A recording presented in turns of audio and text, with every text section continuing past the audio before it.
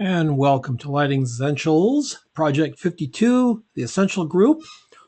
And our assignment number 3 is still life. So let's take a good look at some still life here. All right. I'm going to start out here with the shell.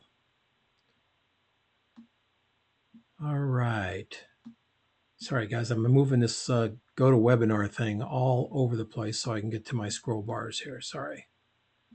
Okay. All right.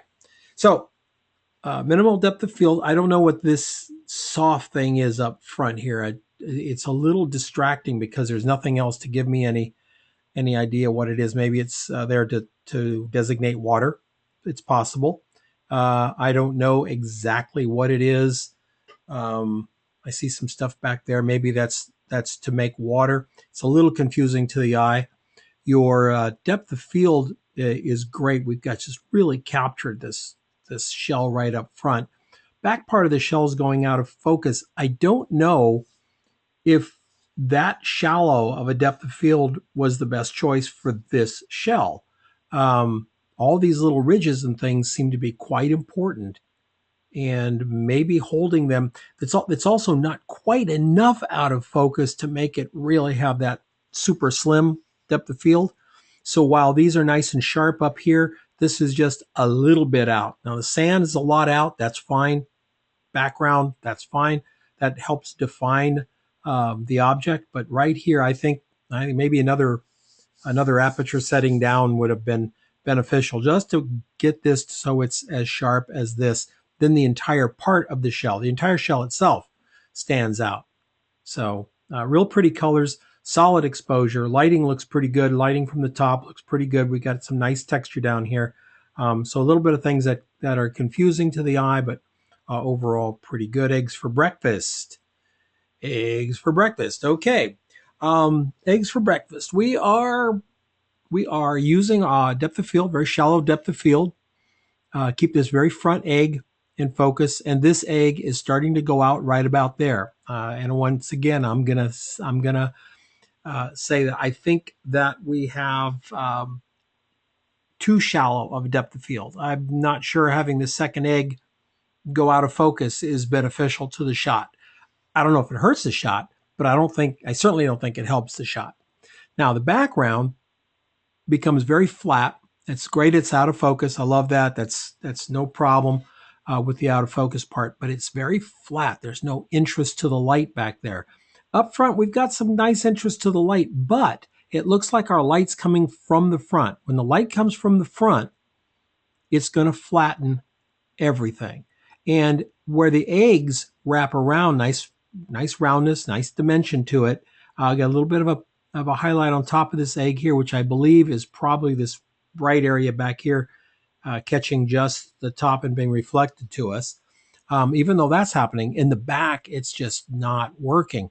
Try moving your light from the back or from the side so we can get more detail, more life, if you will, to these items in the back. It's just a little too shallow and a little too flat.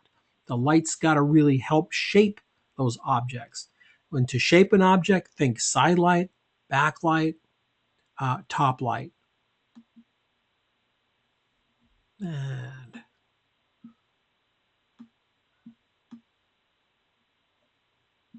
fireside. That's a very pretty still life there, fireside. That's very nice. We got a bit of a high def thing going on in here. Not too over the top. That's a personal favorite of mine. Got enough detail down in here. The little blanket looks good. The book looks great, tilted up like this. It looks like we're getting light off those candles. I don't know if we really did or not. It looks like we did, so that's always a win. Just looks to me like the image might be falling slightly sideways. Let's find out if it is. Nope, it is absolutely straight up. I wonder why it looked that way to me. Huh. Well, just a little tiny bit there. Let's look at that right there. You can see the little bit up here, just a little bit of a skew going on there. That's probably the wide angle skewing off a little bit. Maybe the camera wasn't absolutely oblique to the wall. Light looks very nice here. It's giving just the right amount of shadows. Our shadows are open. We've got nice detail and texture on this. That's overall a very nice little shot. Very nice little shot. Any tangents or anything that's catching my eye? No, looks pretty good. Everything looks pretty good. I'd love to see more like that. That's very nice. Solid. Dried leaves in vase. Very pretty. I love the backlight. Now let's look at it very closely. Not there's not a lot of color in this shot, which is partly the subject. I mean, it really is the subject. This is very muted color. I like the fact that you chose black and white and these gray things to really let this color be emphasized here. I just wonder if we couldn't just brought this up a little brighter. Then that might be a Lightroom. That might be a fill card. We've definitely got a fill card back here. Something is filling in because we can see it reflecting on these vases right here. Absolutely. Don't know if it's enough. That's the question. I don't know if it's enough. This looks a little dark to me, a little too dark, actually. This darkness back over here, that'll work. That's nice. It's a little bit shadowed. It's a little bit deeper than that. Other than that, and that's a stylistic decision, you may absolutely disagree and say, Don, I like it that dark. That's totally fine. I'm good with that. That's your shot, and you've got to find what you like about it and stick with it. Cropped it right at the top, and I don't know why visually. We've only got a tiny little bit more petal to go up there. If we're going to crop it for drama, then let's crop it in about here. And if we're not going to crop it in there, let's go ahead and show the top. That way we can give the art director something that they can do. It looks pretty darn good. Love the backlighting. Like your use of fill cards to define the vases with all those beautiful highlights. Very good.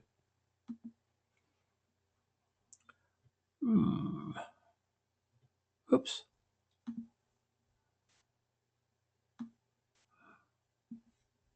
And Robert Earl. Okay. This is an interesting shot. We cropped off the products, so two products on the side. Not really sure why we did that.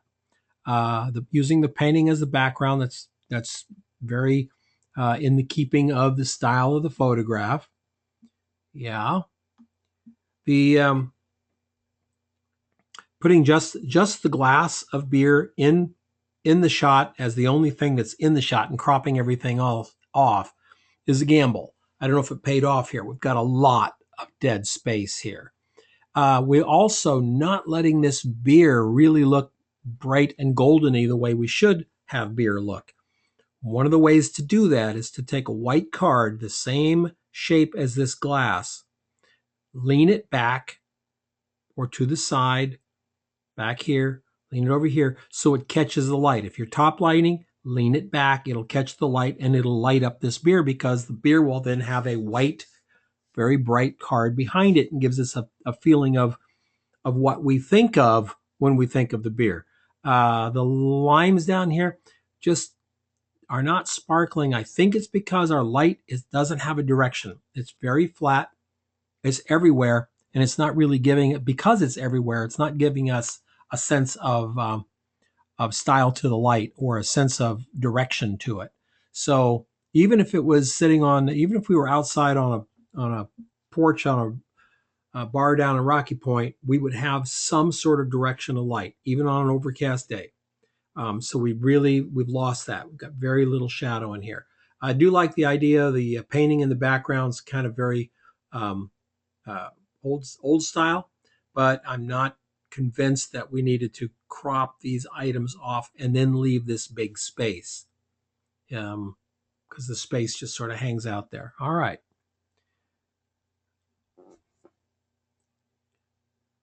Okay. Some nice things about this. Very nice highlight on this. Maybe a little too bright.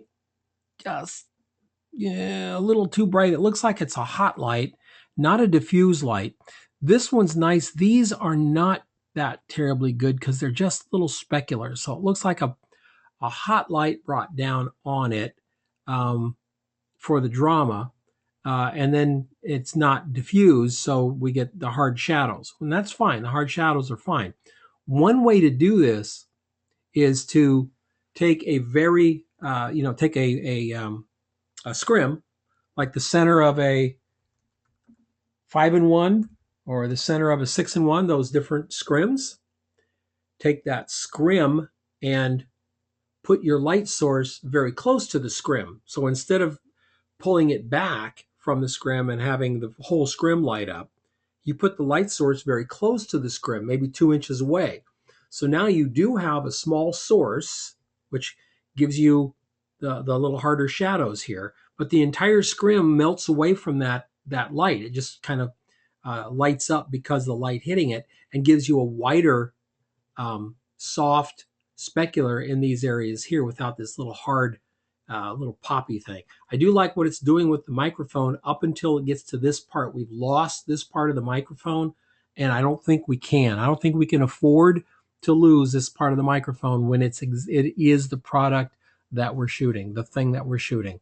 So a fill card, maybe a shiny card, maybe a mirror even, I don't know, but something over here to open up this edge of this microphone so it doesn't just die. It blends into the headphones here, not good. We have no idea what's going on down here.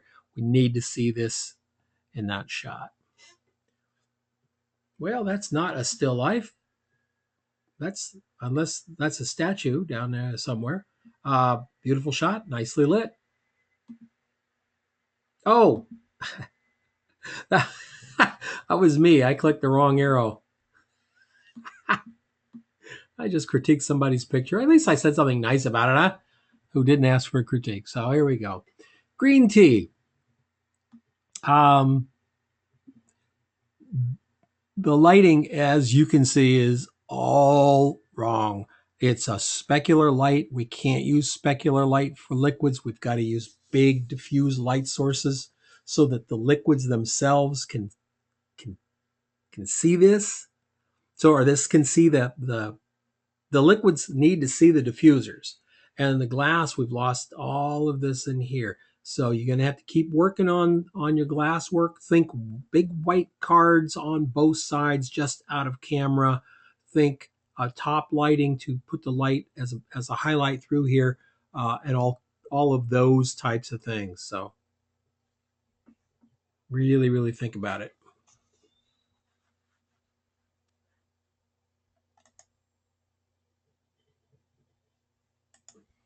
Okay, desktop shot here with a watch and some glasses. Um, okay. Um, there's a lot of components here, and they're spread all over the place. I would submit to you that there's so much difference between them. They just look like, well, this was over here, and this is here, and this is there. We have glasses. We have this old book with this great old edges to this thing, and we have this watch. What if our shot really should only be this big? You know, the glasses, the book, the watch, maybe an edge of this candle coming into the shot. We're too far back for these subjects, so the picture doesn't have a sense of oh, it just doesn't have a sense of awesomeness to it or a sense of style to it. Things are just sitting out there. The light isn't all that bad. It looks a little hard.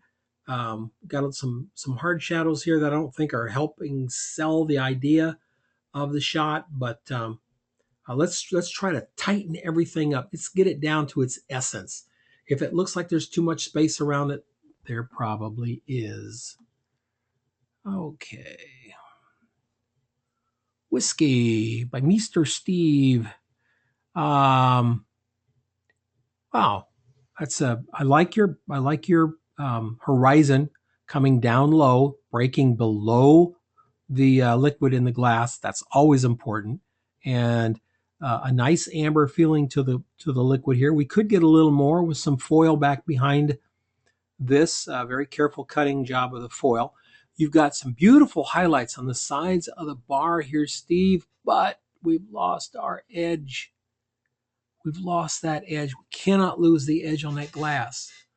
Maybe that's a white card above this set, maybe right even, even hanging into this set right here. So we had this, we got a white card on a, you know, on a little mini boom right there. So the tops of this glass see that white card. We can always take the card out in black because this is all black around it. Copy the color, trace it, fill it in, done with it. To get the top of that glass, we can't lose the top of the glass. I love the highlights in the side. I like the fact that this one's a little bit different than that one, so it does give it shape.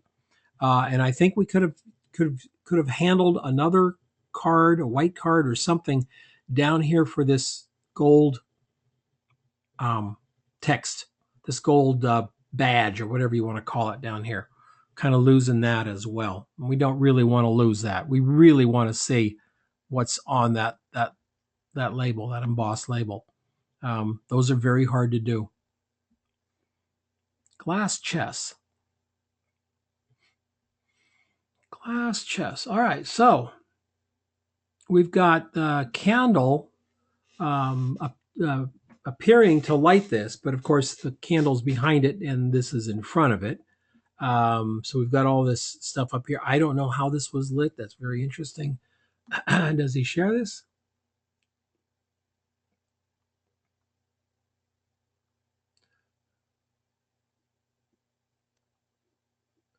Okay, so we've got frosted glass and clear glass. The frosted glass is actually grabbing this candlelight. That's an interesting effect. I think the candle's just so blown out here that we've really lost it, and that's not good. Multiple exposure on a tripod might have been able to, tone down this area here.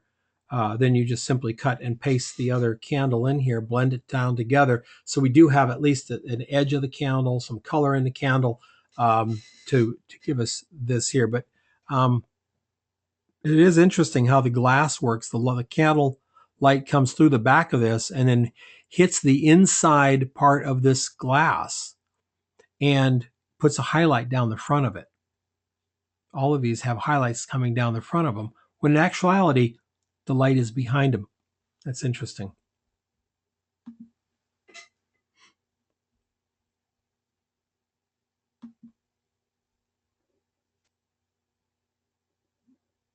Okay.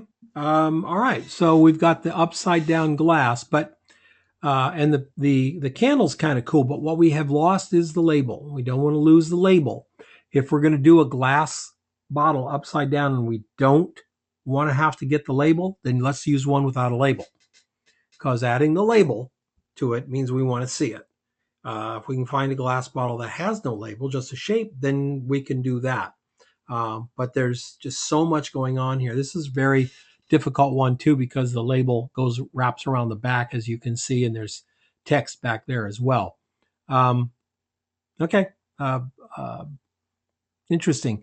Using the candle as the only light source can be very difficult to do commercially. I think we're sacrificing too much on the bottle.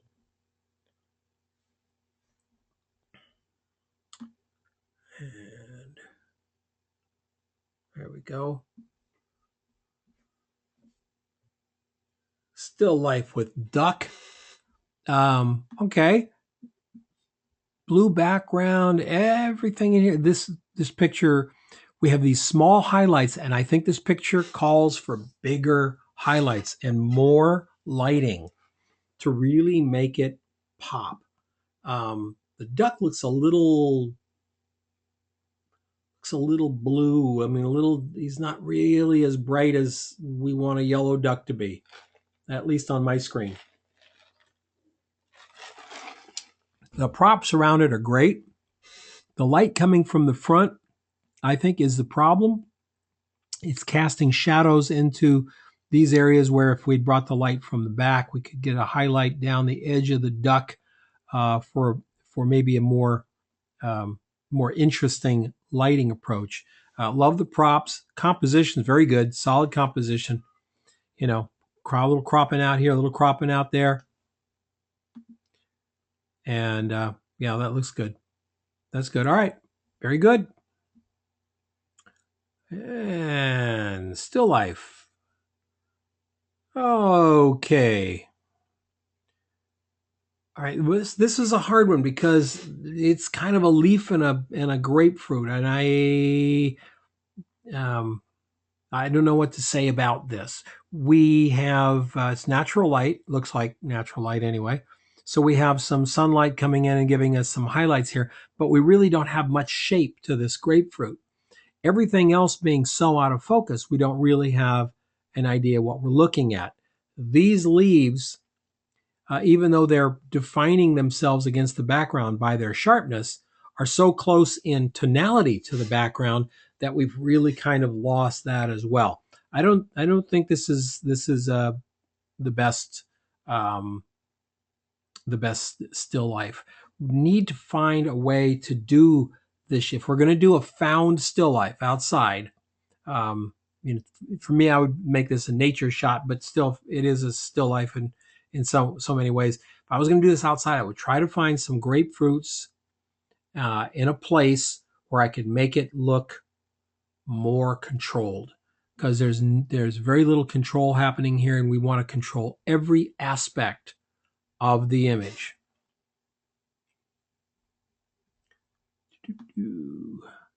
Still life, apple swan. Okay. All right, this is still life. It's also food shot, which is fine.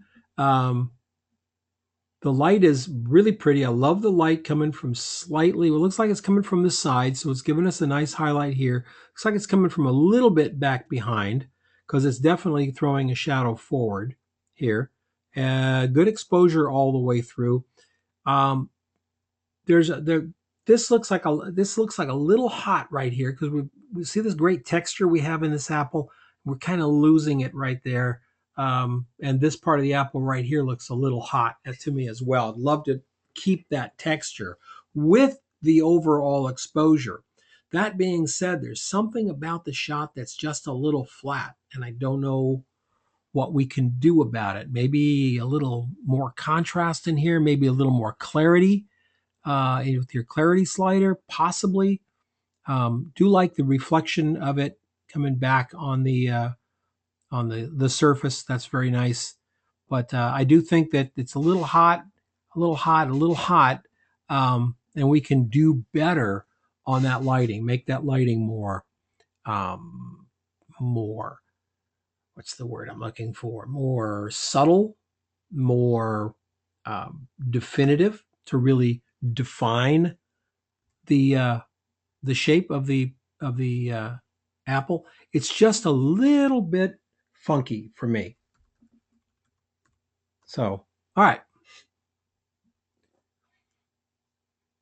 And Lola takes pictures. Okay, beautiful backlit thing. This is first thing I saw, Lola, when I pulled this up was this curtain.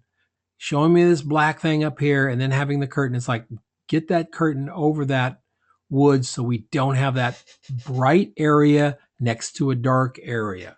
It pulls the eye away from the still life. I don't even, in fact, I think I would have preferred you move the still life closer together, come in a little tighter, and not even include this side. We don't need that. We don't need even this one over here. What we just need is the background and the panes of glass out of focus.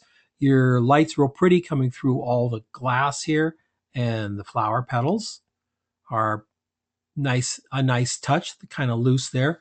Having the specular reflection of the window source come right back on the shiny wood is really great. And again, it's our straight on. See, this is angled in this one. This is angled in here. Our straight on to this window back there is here, and it should be here. This should be straight on. This one, this line should be coming like this, and this line coming like this, straight at that window. When we don't go straight at the windows and we include these lines down here, it's always going to feel a little funky unless we're way off. It's almost like if you do a shot and the horizon's tilted 3 degrees. 3 degrees looks like a mistake. Looks like you blew it. You didn't get it right. 3 degrees. So you tilt it 15 degrees, 15 degrees, it's an obvious tilt, you saw it, you did it on purpose. So this just looks like it's a little off, like the center of that window is there. Camera needed to be coming straight at the center of that window. And if this is a table, then move the table if you have to, but the center of that window, dead back to the camera. Otherwise, the whole shot has this weird kind of skew to it. And I think because you've got 3 objects in a row, they're all in a line, they're all in front of these squares. Geometry is a big, big part of this photograph. And since it's a big part of the photograph, we have to use it absolutely correctly. So very good. Very good. Anything else up in here? Oh, is that it? Oh, it is. All right, fantastic. I'm glad to see we've got more people on board taking advantage of this thing. This is really fun. And I will now post this. And we have our next assignment, which is the weather poster. And the weather poster is, remember, it's going to be something to catch somebody's eye from a distance. And that's the goal. So you got to make sure that that thing looks good as a thumbnail. If it looks good as a thumbnail, it'll work as a large poster as well. If it's a little hard to figure out as a thumbnail, then it's probably going to be hard to figure out when it's over on the other side of the store. We need to have it pop. So thanks everybody for coming along, and I'll talk to you next time.